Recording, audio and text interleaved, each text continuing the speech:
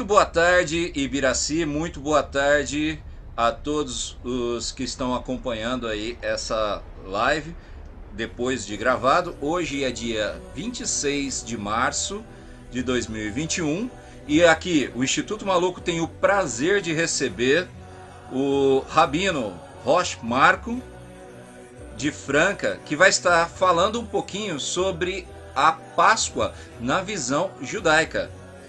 Tenho aqui o prazer do meu irmão Jorge Luiz Soares ser judeu e ele está aqui, me fez esse contato, fez essa ligação tanto com a religião que ele está seguindo, como pode dar essa importante contribuição para a nossa formação cidadã aqui da cidade, convidando essas duas autoridades da religião judaica para falar um pouquinho com a gente. Eu gostaria de dar uma boa tarde aos convidados. E os senhores elencam aí pela hierarquia da crença, quem fala primeiro se apresenta e fala um pouquinho sobre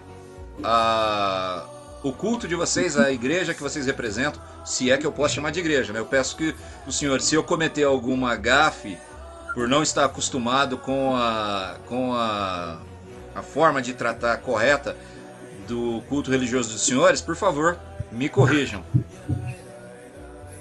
Ok. Uma boa tarde para todos.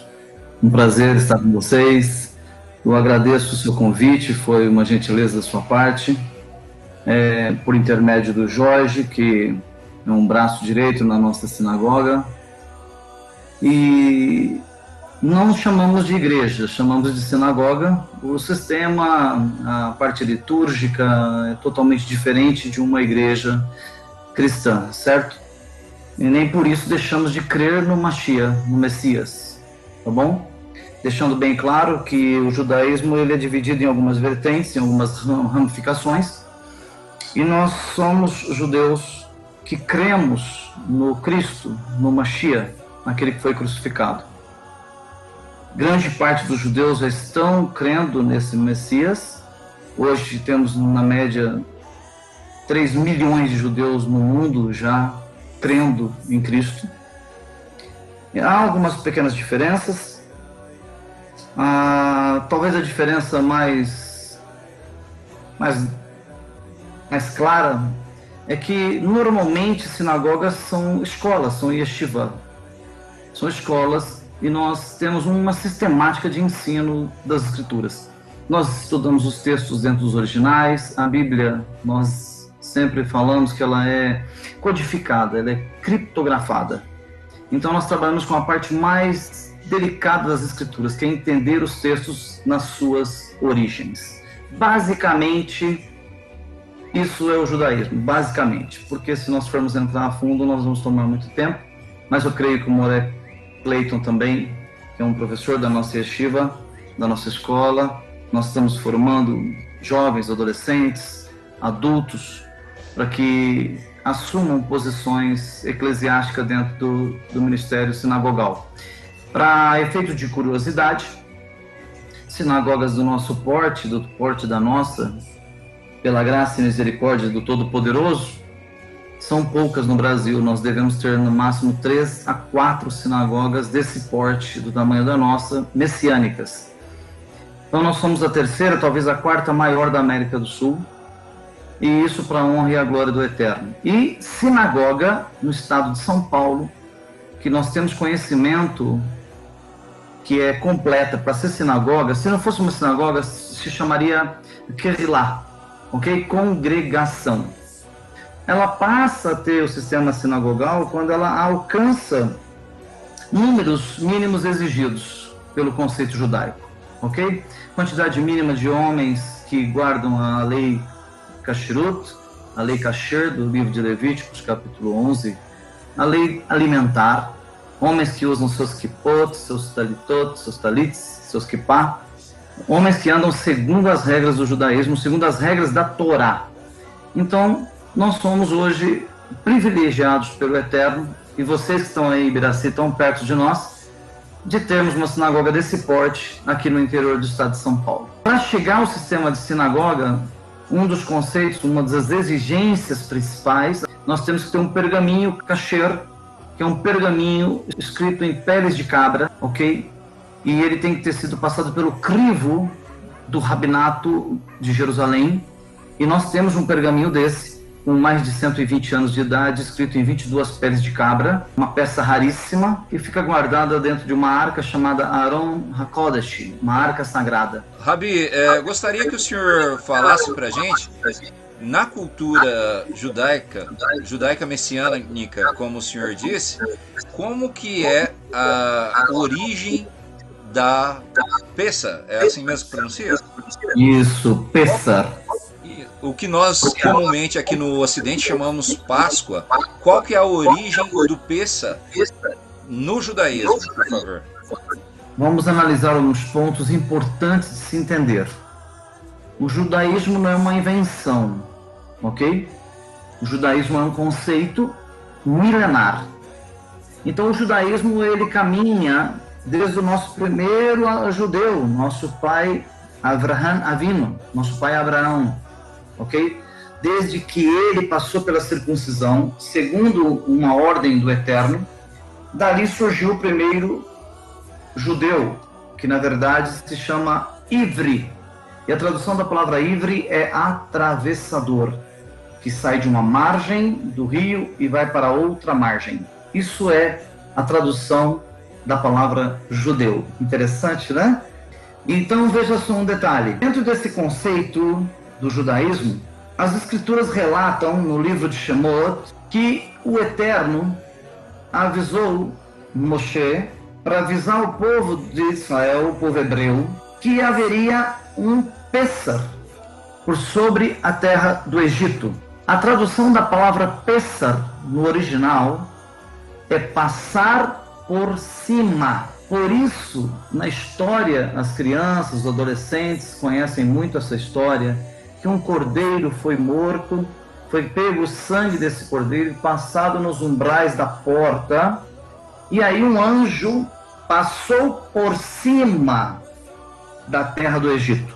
Esse passar por cima da terra do Egito é a tradução da palavra Pessar. Foi no dia, ou melhor, na noite em que veio a morte dos primogênitos, dos bebês, dos adolescentes, das crianças do Egito. Ok? Então, objetivamente, a palavra Pessar é passar por cima.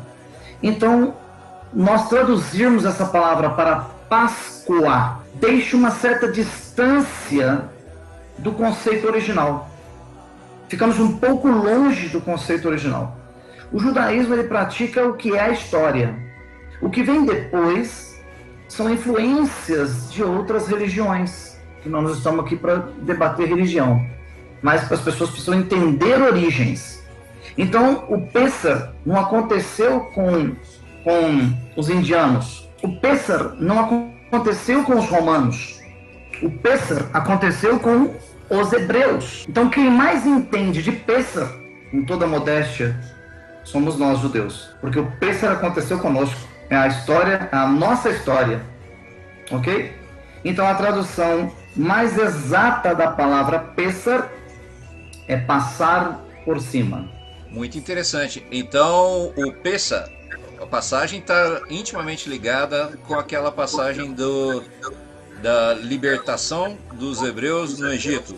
Exatamente, porque quando passou por cima, quando o anjo de Hashem, de Adonai, passou por cima e houve essa morte, que foi um caos no Eretz Mitzrayim, na terra do Egito, esse caos fez com que Faraó retrocedesse na sua opinião concernente ao povo hebreu, e a partir desse momento, desse Pessar, dessa passagem, ele chama Moshe e diz: eu libero o povo. Então foi crucial para a libertação. Por isso a festa de Pessar, ela é também chamada em nosso meio como a festa da liberdade, festa da libertação da escravidão. Porque quando nós falamos de terra do Egito, nós estamos falando de escravidão, ok?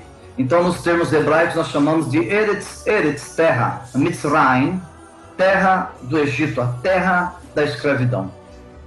E esse conceito espiritual nós trazemos eles até os nossos dias. Porque Eretz Mitzrayim é o nosso mundo que nós vivemos hoje, uma terra de escravidão. Por isso, nós temos uma Mashiach lá na cruz, que nos liberta dessa escravidão. Confesso com o senhor que eu fiquei impressionado e fiquei agradecido por esse momento de conhecimento que o senhor compartilhou aqui com a gente. E sobre as simbologias, e o ensino remoto nos deu a oportunidade de poder fazer diferente esse ano, de convidar aqueles que vivem a fé a falar um pouco dos seus símbolos, das suas celebrações. Eu não vou chamar de ritual, que chamar de ritual é um pouco desrespeitoso. Então, gostaria de pedir para os senhores, se eu cometer algum desrespeito, eu quero que já de antemão me perdoem e saiba que é de um ignorante que está saindo, tá bom? Eu recebi essa imagem, eu vou até sair agora da tela, sobre quais são os significados desses símbolos dentro da cultura judaica que o senhor representa. Eles chamam uma keara, é uma bandeja de Pessar. Essa keara tem os compartimentos de cada elemento. Então eu vou passar para o Moré Clayton, que é o nosso professor de teologia, que estuda muito, um homem dedicado na sinagoga, tem muito conhecimento de judaísmo. Eu vou pedir para ele explicar para você os elementos que estão nessa mesa, nessa bandeja chamada keara, ok? Na keara de Pessar. Moré, está com você, querido. Obrigado pela oportunidade. Então, como vocês estavam falando, né? Pessar, na realidade, a Pessar que nós comemoramos, né, é a Pessar original, vamos dizer assim, né? A Pessar que significa passar por cima, né? É a Pessar que está escrito lá no livro de Êxodo, capítulo 12, né? Onde o Eterno ele dá um mandamento para que nós cumpramos. E o Seder de Pessar, que é o jantar que nós fazemos, né, no dia de Pessar, ele é justamente essa imagem que está no seu contato aí, professor. Então você vai ver alguns elementos dessa keara, e todos esses elementos eles vão nos remeter aos elementos de Pessar, ok? Que vão fazer com que nós lembremos cada elemento, né? Vamos lembrar o quê? O tema principal da festa de Pessar é o povo sendo escravo no Egito e sendo liberto pelo Eterno, ok? Então, essa keara, ela vem trazer para nós esses elementos. Por exemplo, nós vamos ter, deixa eu ver se eu consigo aumentar. Tá certo. Nós vamos ter aqui, ó, dentro dessa keara, que é a bandeja, né?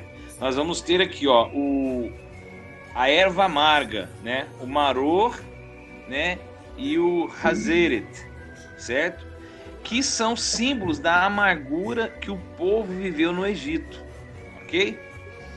Então, no Seder de Pessar, no jantar de Pessar, nós comemos a erva amarga para lembrar esse amargor, para lembrar o que o povo hebreu passou no Egito, né?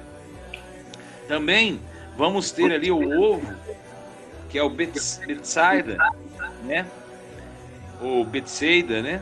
O Betsaida, que lembra o cordeiro que era sacrificado, e nos lembra também o Beit Hamikdash, que é o templo, né? Que foi destruído no ano 70, né? Da Era Comum ou depois de Cristo, né?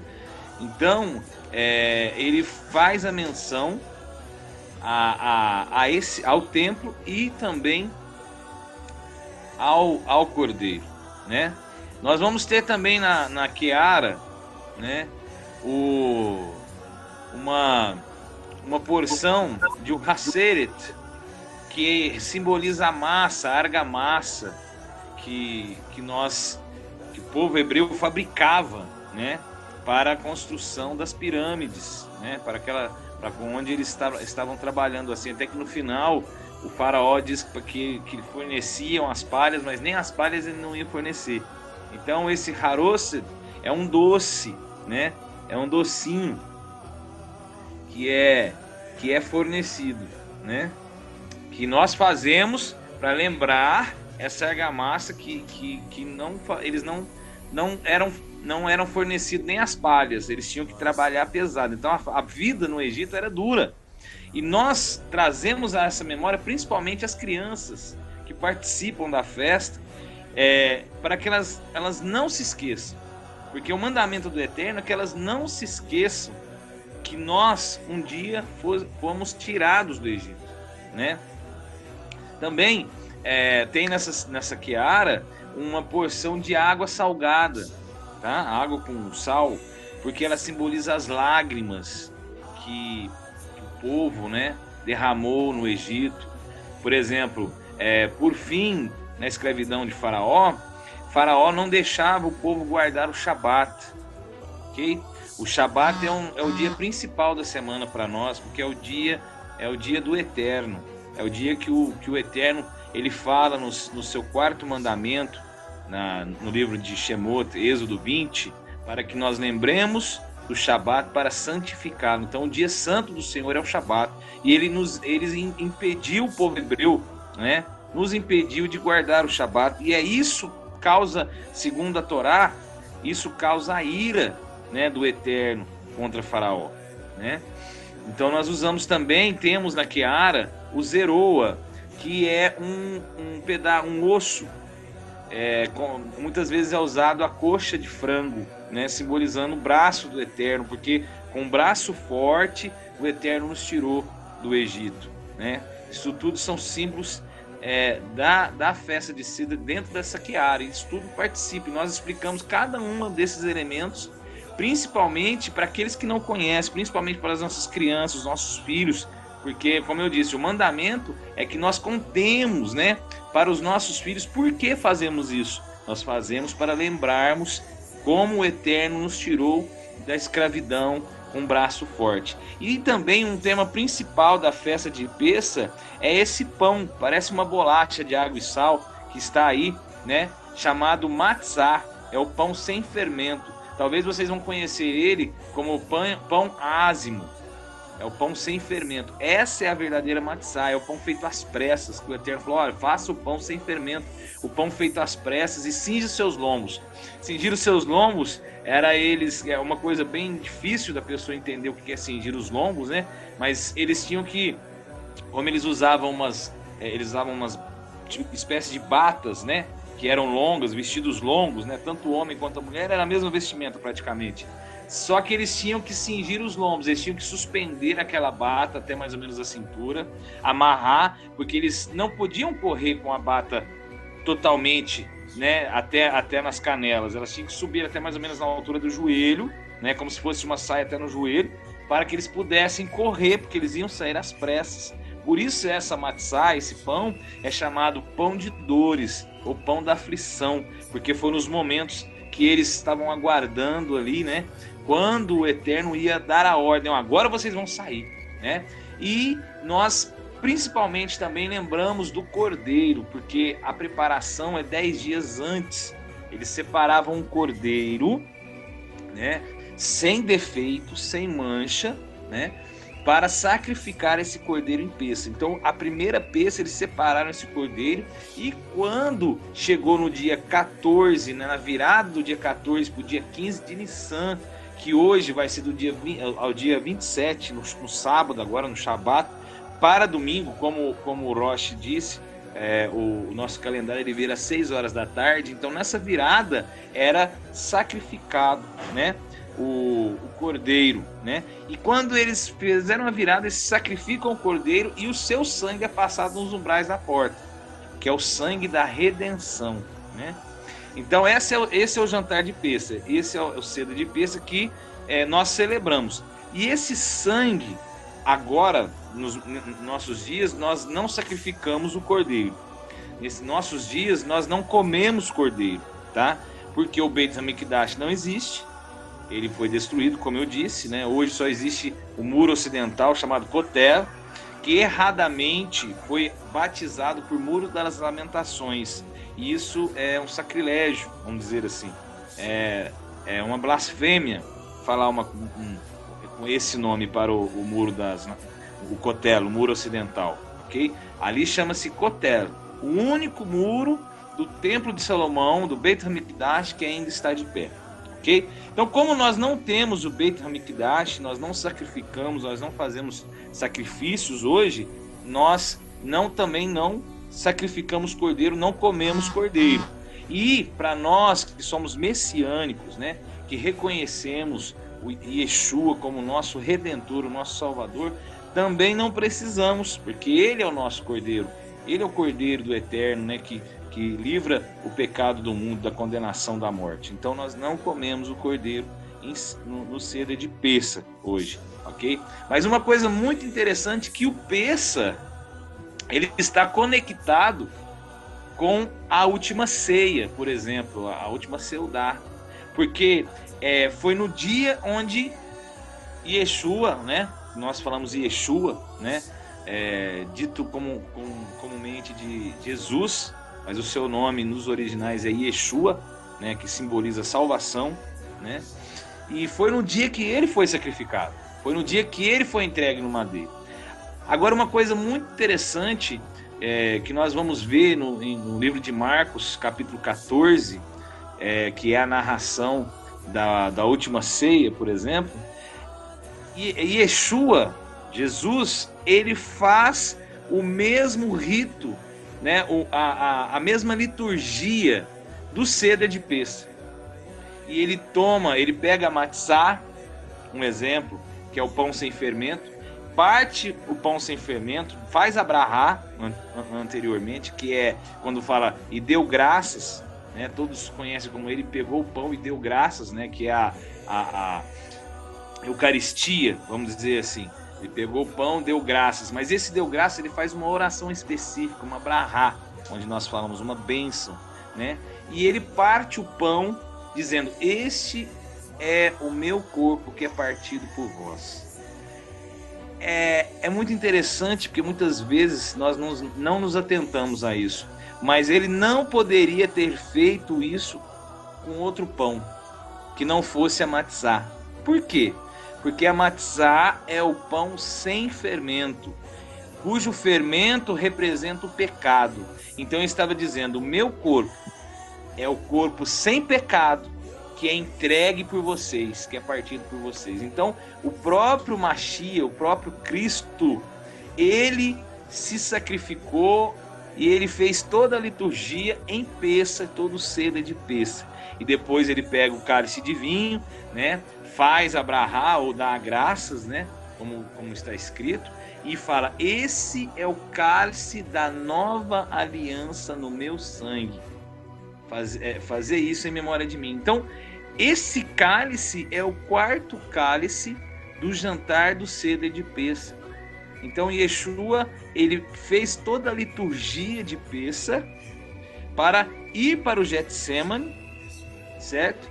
E ali clamar ao Eterno, onde ele soa gotas de sangue, e dali ser o Cordeiro de Deus, Cordeiro Pascual, vamos dizer assim, Cordeiro de Pessa, para tirar mais uma vez, fazer a redenção mais uma vez do povo de Deus, do povo judeu, do povo hebreu, de mim, de você, por toda a humanidade, da mesma forma que aconteceu em Pessa, lá no Egito, que o povo passou, atravessou o mar, saiu, teve a redenção, porque seria a destruição do povo judeu, do povo hebreu ali.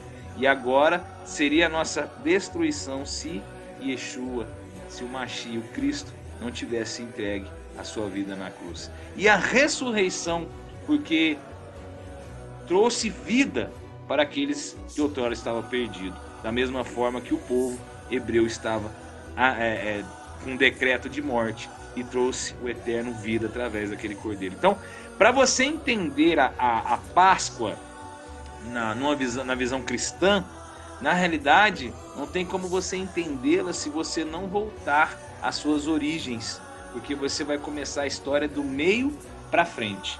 E hoje, infelizmente, no mundo que nós vivemos, as religiões, elas desconectaram um pouco, não falando mal das religiões, mas elas desconectaram das origens, chamando vamos dizer assim, o Tanar,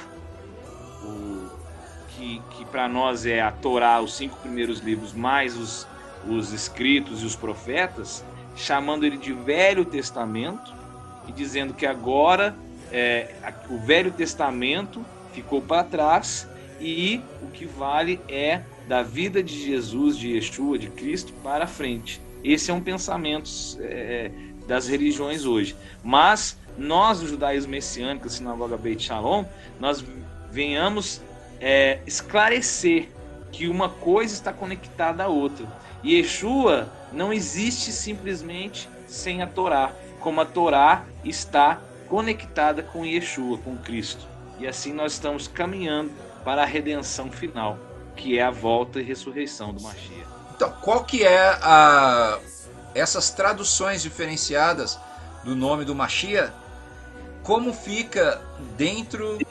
Como vocês encaram isso na hora de estar conversando com os leigos, como eu, por exemplo, desse sacrifício do Cordeiro, como vocês acabaram de nos agraciar com a aprendizagem? Quer responder, Moré? Professor, é uma coisa muito interessante, porque o nome, ele não tem tradução. Então, o nome Jesus foi uma adaptação. Por exemplo, o meu nome é Cleiton. Se eu for nos Estados Unidos, ele continua sendo Cleiton. Se eu for na Itália, continua sendo Cleiton. Nome não há tradução. O nome Yeshua, ele foi traduzido para o grego Jesus. Porque no hebraico não existe, e depois traduzido para o latim, Jesus ou Jesus, né? No hebraico não existe J, é Yud. O Yud seria o Y. Então, a sua origem é Yeshua, ou Yeshua, como nós dizemos. Yeshua significa salvação. Então, na Torá você vai ver em várias passagens, né? O Eterno entrou com a sua salvação, né? Então, seria Yeshua le Adonai, né? Adonai le Yeshua. Isso é a salvação. Então o nome Yeshua vem dessa ideia. Yeshua, Deus é a salvação do Eterno, né? O nome é Yeshua, tá? Yashua com Yeshua seria meio que uma miscigenação entre o idioma aramaico e hebraico, tá? Por exemplo, existem alguns que dizem Yehoshua, também não é Yeshua ou Yashua, tá? Yashua porque vem do nome Yah, certo? Então, salvação do Eterno. Yah também é uma das nomenclaturas usada pelo Eterno. Mas hoje nós usamos, de acordo com o idioma hebraico, Yeshua,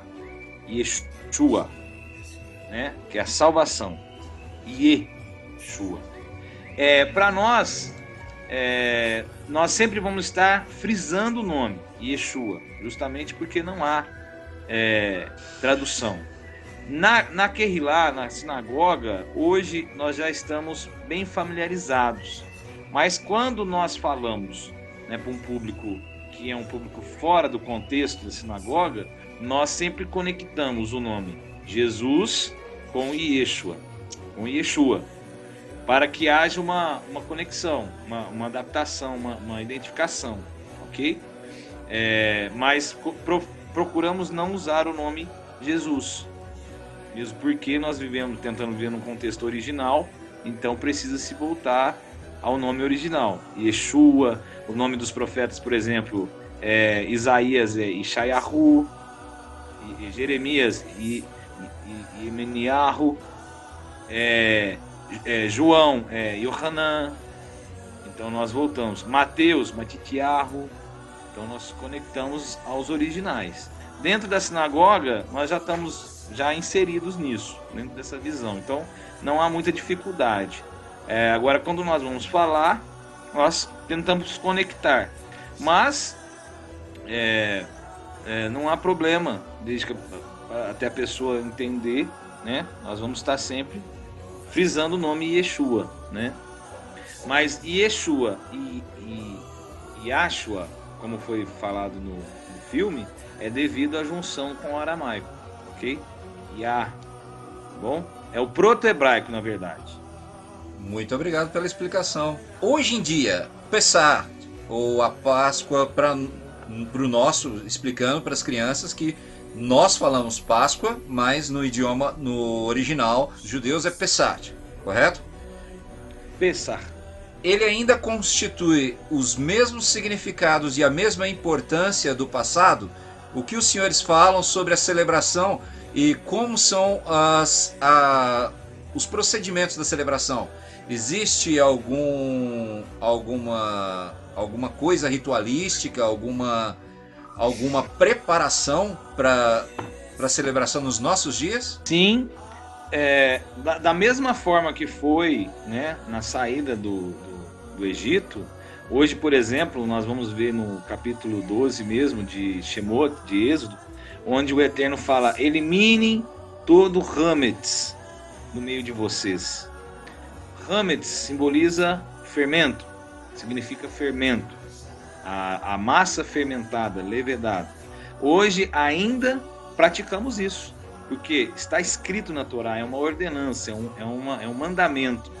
Então, por exemplo, nós vamos eliminando todo o fermento, né, toda a massa fermentada, pão, macarrão, biscoito, bolacha de água e sal mesmo, de bolacha de água e sal, tudo aquilo que vai fermento, né? O próprio fermento em si nós eliminamos, vamos deixando terminar, não compramos até o dia de celebrar o Seder de Pêssego. No caso seria agora na virada às 8 horas da noite do sábado, do Shabat. Então até o Shabat nós eliminamos todo o fermento, né, da nossa casa, e assim começamos o Seder de Pêssego. Entramos em Pêssego sem comer fermento e passamos 7 dias comendo matzá, que é o pão sem fermento. É esse pão que eu falei, que ele é feito em 18 minutos, desde o momento que você acrescenta a água, justamente para não levedar a massa, não formar o fermento, tá? Então, nós comemos 7 dias seguidos, né, de matzá. Isso é uma forma de descontaminação e é uma forma da gente estar relembrando aquela época, aquele mandamento, aquela passagem que o Eterno ordenou para os nossos ancestrais, os nossos patriarcas, né, para o nosso povo. Então, ainda hoje é praticado isso da mesma forma. Por quê? Porque o Eterno é taxativo quando ele diz: fazer isso, celebrar esse dia. Então, é uma lei, é um mandamento, é uma ordenança, é um estatuto, né? Ele não volta atrás. Então, nós ainda participamos, praticamos o mesmo rito, a mesma liturgia até hoje, ok? E no Seder nós participamos do Seder, e o foco central é lembrar a nossa libertação, né? E para nós, judeus messiânicos, é imprescindível que nós nos conectemos com Mashiach, com Yeshua, porque é como eu disse, se não houvesse o Pêssah, não haveria o Mashiach.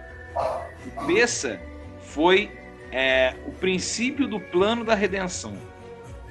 O Eterno ele criou todo um cenário para que chegasse o dia do Mashiach, né, do Cristo, onde ele fosse entregue como Cordeiro Pascual, como Cordeiro de Deus, Cordeiro do Eterno. Então, nós conectamos. Uma coisa muito interessante que eu vou revelar aqui, normalmente nos estudos, né? Mas eu vou revelar para vocês aqui, e isso vai ser muito bom para o nosso estudo, para o que você está fazendo. No Seder de Pêssego, nós colocamos 4 cálices de vinho. Então nós fazemos, cada cálice é uma das palavras que o Eterno falou, e o último cálice é o cálice que te faria o meu povo, simboliza, e você será o meu povo. É o último cálice. E é o cálice que Yeshua tomou. Mas existe mais um cálice que não é colocado na mesa, mas ele é contado, que é o quinto cálice, que é o chamado cálice do Mashiach. E esse cálice, Yeshua bebeu ele, quando ele vai no Getsemane. Só que é muito interessante, porque quando nós lemos em Marcos, você vai ver, não vai ver nada escrito que ele bebeu um cálice. Mas ele tomou esse cálice. Quando ele diz assim, afasta Pai, de mim esse cálice. Parabéns, Baruch Hashem. Quando ele diz, afasta de mim esse cálice, você poderia perguntar, que cálice é esse? Qual cálice? Pois eu digo, em Peça, esse é o quinto cálice, o cálice do Mashiach, o cálice da redenção, o cálice que nós seríamos redimidos e feitos povo do Eterno. Todas as nações, através do sangue do Mashiach, se torna povo do Eterno, através do cálice do Mashiach, do sangue do Mashiach que foi vertido naquele madeiro. Então, Peça, ele está conectado com o Mashiach. Peça é o Mashiach, a vida, morte e ressurreição. Olha, eu fico muito feliz em receber essa aula maravilhosa aqui, a presença de pessoas ilustres da nossa região aqui. E eu gostaria agora que os senhores, se possível, falassem um pouco sobre a sinagoga de vocês, onde que nós aqui da região podemos encontrar a sinagoga, se ela é aberta a toda a população e se depois dessa pandemia que nós estamos vivendo, se durante essa pandemia os senhores estão tendo alguma forma de cultuar à distância, onde que está sendo as celebrações dos senhores. Isso pode ser revelado, isso faz parte da cultura, essa pregação fora do ambiente da comunidade judaica? Sim. Veja, nós tivemos que nos adequar à situação do momento. Mas vamos falar numa situação normal. Nós estamos hoje num bairro chamado São Jerônimo. Fica bem aqui, quando você vai chegando de Ibiraci, você pega à esquerda, sentido Ana Doroteia. Nós estamos naquele bairro atrás do Ana Doroteia, bairro São Jerônimo. E hoje, graças à tecnologia, se você jogar esses detalhes no Google, você vai localizar a nossa sinagoga. A sinagoga é acessível a qualquer pessoa. E um detalhe muito importante, no Shabbat, no sábado, às 16 horas e 30 minutos, nós fazemos uma reunião com um cunho milenar. É um ritual mesmo, tá? A palavra ritual não denigre de forma alguma, é um rito, é uma sistemática milenar. Então, para quem nunca viu, para quem gosta de estudar, para quem gosta de pesquisar, para quem quer ver, viver, aprender, todo Shabbat, às 16h30, nós temos um culto, uma reunião, uma liturgia que nos leva desde a época de Moisés, de Moshe, há 3.500 anos atrás. Então, se você quer ver um culto como era feito lá no deserto, como era feito lá no tabernáculo no deserto, chamado Mishkan, se você quer ver como que era um rito, como que era um culto, um serviço sinagogal, às 16h30 do Shabat. Então você vai ver lá a arca sendo aberta, você vai ver nessa reunião nós entoarmos orações cantadas no hebraico antigo, tudo em hebraico, mas no telão você vai estar com tudo traduzido para você poder acompanhar a tradução do texto. Essas orações, esses louvores são milenares e chega a um certo ponto, que é o ápice da reunião. Nós abrimos a arca sagrada, o Aron HaKodesh, e nós tiramos lá de dentro um pergaminho centenário. E esse pergaminho é uma réplica das tábuas da lei que Moisés trouxe de cima do Har Sinai, do Monte Sinai. Então essa réplica, ela não pode ter um ponto errado. Se o escriba, na hora de fazer a compilação, ele colocou um ponto errado, aquela folha, aquela pele de cabra é sepultada, porque é inadmissível que tenha um ponto errado. Então nós temos esse pergaminho que ele sai da arca, nós fazemos ali um ritual de retirada, umas brahot, umas bênçãos. Depois de dar essas brahot, essas bênçãos, que ele é removido lá de dentro, nós descemos de cima do altar com ele, como se fosse Moisés descendo de cima do Monte Sinai, para apresentar ao povo de Deus as pedras da lei, da aliança do Eterno. É lindo, lindo, lindo. Então nós vamos caminhar por dentro da sinagoga, passando de frente a cada pessoa, carregando esse pergaminho, mostrando para eles uma peça que é milenar, que é a palavra do Eterno dentro das suas origens. E se nós formos arremeter isso lá para João, capítulo 1, versículo 1, Yohanan, lá na Brit Hadashah, Yohanan, João, capítulo 1, versículo 1, o próprio Mashiach, ele diz assim: e no princípio era o verbo estava com Deus, o verbo era Deus, no princípio era a palavra. Então a Torá, esse pergaminho, é o próprio Mashiach materializado, é o próprio Cristo, porque ele é a própria palavra. Moshe assim nos ensinou. Então quando nós caminhamos com ele por dentro da sinagoga, passamos corredor por corredor, as pessoas vão ver de perto esse pergaminho. Depois nós retornamos, depois desse cortejo, nós retornamos para o altar e lá nós tiramos ele de uma capa de proteção, uma peça cara, tem que ser protegida, ela tem que ter uma capa, isso faz parte da mitzvah, do mandamento, e nós abrimos o pergaminho e fazemos a leitura do estudo daquele dia. Eu não vou entrar em detalhes, que é muito complexo.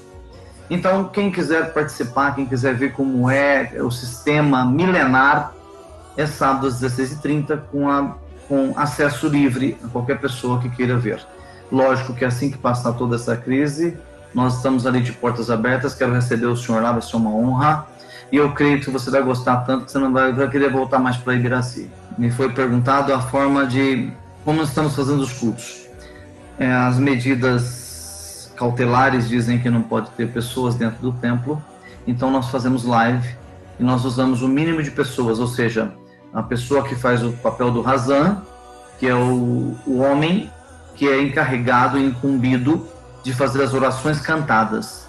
Depois nós temos a parte dos 2, 3 homens que abrem o Aron HaKodesh, dão as brahot, dão as bênçãos, e não estamos podendo fazer o cortejo, porque não tem ninguém dentro da sinagoga no momento. Mas, neste momento, nós temos links que ficam à disposição de pessoas, que hoje nós somos assistidos por vários países do mundo, pessoas de vários países do mundo, de vários estados do Brasil, nos seguem através desses links para aprender um pouco mais da nossa cultura. Mas nós temos a seguinte compreensão e entendimento das Escrituras. Isso está escrito, vamos falar numa linguagem mais simples, está escrito no Novo Testamento, que quando você segue a Torá do Eterno, você passa a ser um ivre, um atravessador, um hebreu, um judeu, porque judeu é a parte religiosa do hebreu, ok? Então você passa a ser um judeu. Então nós consideramos todos aqueles que andam, que caminham conosco, um judeu também, um conosco, assim como o Eterno é um conosco, assim como o Eterno é um. Amém? Eu só tenho a agradecer essa maravilhosa contribuição que os senhores deram aqui hoje. É uma honra para nós do Instituto Maluco estar tendo essa experiência religiosa e cultural aqui hoje. Muito obrigado Roche, muito obrigado Rabi, muito obrigado Morré, muito obrigado Cleiton e em especial muito obrigado Jorge por ter dado essa oportunidade de conversar com tão ilustres e sábios mestres religiosos. É um prazer muito grande estar aqui com vocês, participar, né, dessa live e desse estudo, de conhecer uma pessoa tão especial quanto o professor. E você mais uma vez está de parabéns, tá? E eu gostaria de aproveitar essa oportunidade. E como eu disse, eu sou professor de teologia, né, Moré. Nós temos um curso de teologia na Sinagoga Beit Shalom. Nós até estamos fechando uma turma agora, uma classe, que vai começar na primeira quinzena de abril.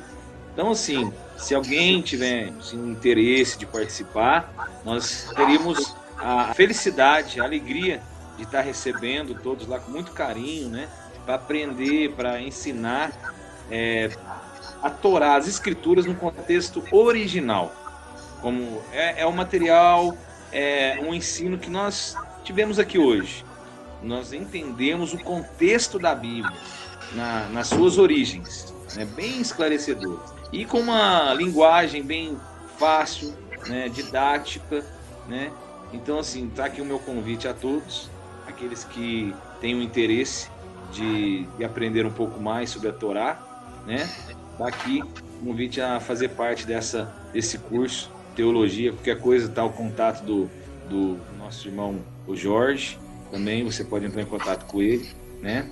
E fazer parte dessa família. E eu quero te convidar também, assim como o Roche fez, que você faça uma visita. E quem quiser fazer uma visita para nós, São Jerônimo, a Sinagoga Beit Shalom, ok? Assim que liberar, né, as visitas, né? Assim que liberar a gente passar esse lockdown, vocês estão convidados. Enquanto isso, que nos assistam na live, né? Nós temos um canal no YouTube, também no Facebook. Nós transmitimos, né, toda a liturgia, todo Shabat, todo domingo, né?